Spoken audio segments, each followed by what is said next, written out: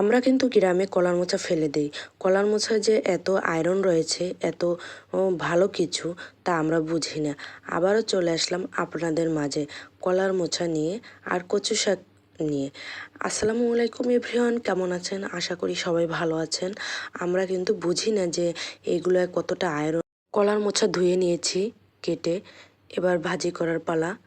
এবার পাতিল গরম করে তেল দিয়ে দিলাম, পেঁয়াজ কুচি দিয়ে দিলাম, রসুন কুচি দিয়ে দিলাম, হালকা করে ভেজে নেব।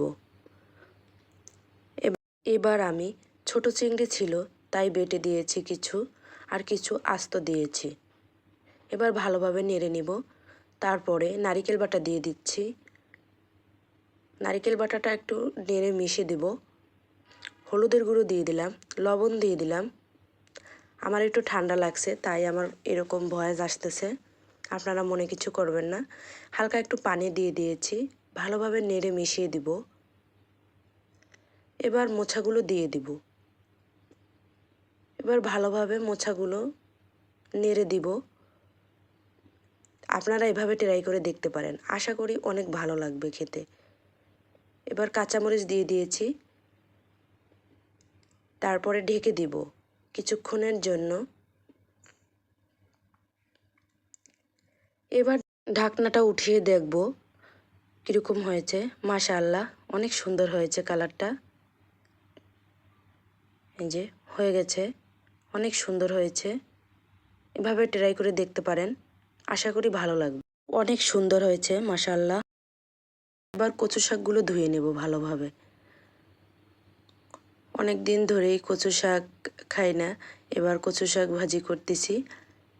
এই যে কচু শাকটা একটু ভালোভাবে ধুয়ে পাতিলে দিয়ে লবণ দিয়ে মরিচ দিয়ে সেদ্ধ করে নেব। এই কলার মোচা, তারপরে কচু শাক, তারপরে গ্রামের আরও অন্য অন্য অনেক কিছু পাঠিয়েছে বাড়ি থেকে আমার ভাবি। আপনাদের মাঝে শেয়ার করতে পারিনি, কারণ বাচ্চা কাচ্চা নিয়ে আসলে ভিডিও করতে পারিনি। একা আর হাতে ভিডিও করি তো অনেক কষ্ট হয়, একা হাতে করতে হয়, আবার রান্না করতে হয়, বাচ্চাদের সামলাতে হয়।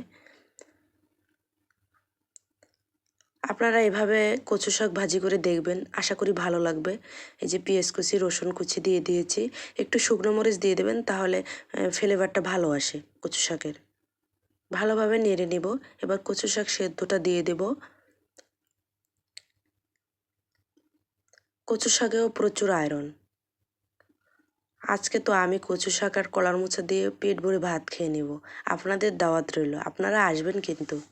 আর কেমন হয়েছে বলবেন। এই যে কচু শাক হয়ে